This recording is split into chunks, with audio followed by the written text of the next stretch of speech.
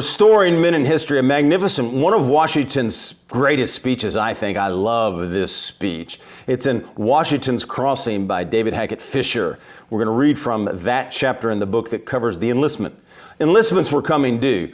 Now, this takes place after the Battle of Trenton, which was on December 26th, and before the Battle of Princeton, okay, January 3rd. So in between here, General Thomas Mifflin has to use a strategy to keep his men. Washington's got to figure out a way how you keep your men. Because if you can't keep your men, you're not going to go very far in battle. And Princeton probably may not have happened if he doesn't do these recruitments. And he gives this wonderful speech. We're going to read it from the chapter in the book. Here's the thing. You're going to have to adapt in life as men. You're going to have to change strategies. And Washington didn't like this, but he adapts it from Mifflin, General Mifflin, who did a great strategy. And he gives this fantastic speech. So let's get into it. Again, it's around the end of the month. All the enlistments are gone New Year's Day. So New Year's Day, all the men are going to be gone. It's going to be hard to win a war without men. It would have been hard to have even had the Battle of Princeton or won the Battle of Princeton without men, right? So he's got to keep the regulars, the Continental regulars. That's what he's trying to keep here. And Mifflin's done a good job keeping some of his militia. So here we go. Washington heard about the strategy Mifflin used, and he's going to adapt it and use it. So he mustered the New England regiments, and he begged them to serve for just another 6 weeks. A sergeant remembered, and he gives us quote, the general personally addressed, told us our services were greatly needed and that we could do more for our country than ever could do at any future date. Imagine that, thinking that you could do more for your country today, and you can do a lot for your country today. It's in trouble. And in the most affectionate manner, he did say it to us. Then he asked regimental commanders who would all step forward. The drums beat for volunteers, one remembered, but not a man turned down. No one came forward. So Washington gives this first plea to the men. He knows he needs them, and no one steps forward. What does that do to you think as commander? No one wants to go on, and remember, they've all been through a lot, so you can understand it. What do they want to do? They want to get home and see their wife. They want to see their children. They want to see their home. They've been cold, starving, and beleaguered.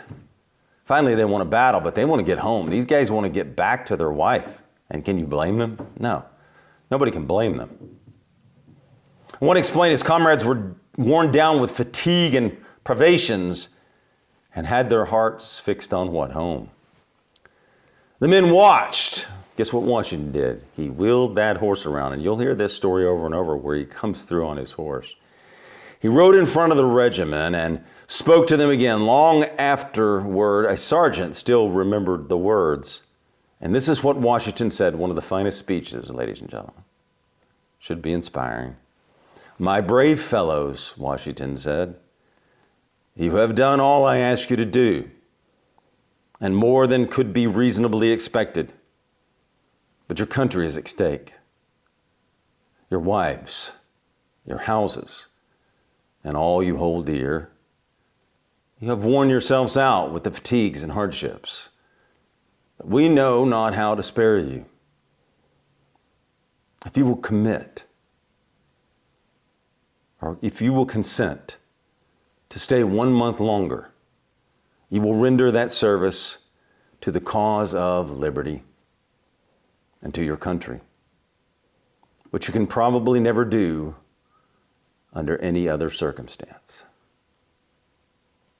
That's a great speech, said by Washington to his men, trying to save the country and the cause, because they were gone New Year's Day if he doesn't successfully persuade them to stay. The drums rolled again. The sergeant recalled that the soldiers felt the force of the appeal, and they began to talk among themselves. One said, I will remain if you will. Another said, we cannot go home under such circumstances. A few men stepped forward, then several others, then many more. And their example was followed by nearly all who were fit for duty in the regiment. Imagine that. That amounted to about 200 volunteers. Imagine. Washington needed them, and they stepped forward for the cause. These were veterans who understood what they were being asked to do. These guys understood what they were about to get into. They understood they were risking it all, and they may never see their wives again. They may never see their homes again. And they knew that that might be the cost, death. One of them remembered later about the Washington speech and what had happened. He said that nearly half of the men who stepped forward would be killed in the fighting or dead of disease soon after. So half of these men did die. They never made it home. They never got to see their wives again for the cause of liberty. An officer asked the general if the other men should be enrolled. No. Men who will volunteer in such a case as this need no enrollment to keep them to their duty. Now, only a few days before, Washington was really upset with all these men. He was infuriated, actually. But now he had chosen to lead them in a new direction. That's leadership, adapting to your circumstances and your men, and knowing how to handle your men. And you may have to do this in business and life with your wife or someone else. This gentleman of Virginia was learning to treat a brigade of New England Yankee farm boys and fishermen as what? What was he changing? He was now going to treat them as men of honor who were entitled to a quality of what? Esteem. Now that attitude had already begun, David Hackett Fischer says, to spread through the country in 1776. Americans addressed even their lowliest privates as gentlemen.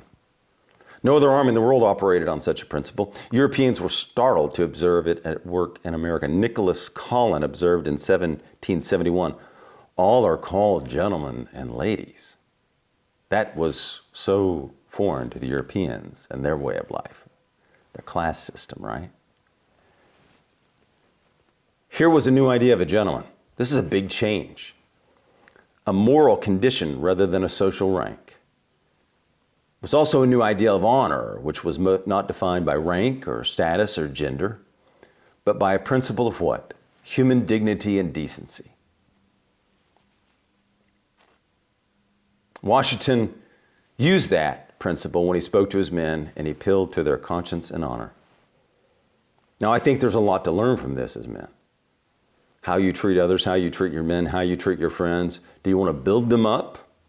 Do you want to treat them as gentlemen? And now, some are going to take it, some aren't. But your close friends, it should do well with, meaning you can probably build them up, and that's what we're here for, right? To build up other men, edify them, make them better, let them and allow them to reach their potential. But here in this case, if you want to get the best of your employees or whatever you're using, I think if you treat them as if they can do the job and you believe in them, it means a lot to them.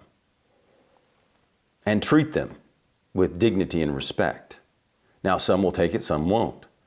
But I think it's a great principle that I've used in life. And seeing the best in them. Some, again, will take it, some won't. But your close friends and the ones you believe in that you trust, it might help them climb. It might help them rise. It might help them on a bad day because of the words you say to them as a man, as a gentleman to a gentleman. You might be building them up. And the time they need it most, and these men needed it. They had been through it. Hungry, starving, desperate, they had been through it. You have to encourage. So that principle was new. Washington adapted it, and get this, he was the richest man in Virginia, adapting to this.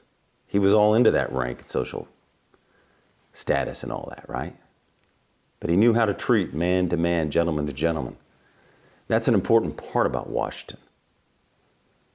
And I think we can do that with people and maybe get the best out of them in a good way. He also, like General Mifflin, addressed their material interest. He authorized a bounty of $10 in hand coin to every Continental soldier who agreed to stay. He ordered the commanders in Morristown to do the same, and it worked. Washington wrote later that day that the Continental regiments from the Eastern governments have to a man agreed to stay 6 weeks beyond their term. 6 weeks was what he was getting. And that's the story. Washington was able to adapt as a commander. This was in between battles. Had to be always thinking and working about how to keep the men and how to keep that army going. Thank you.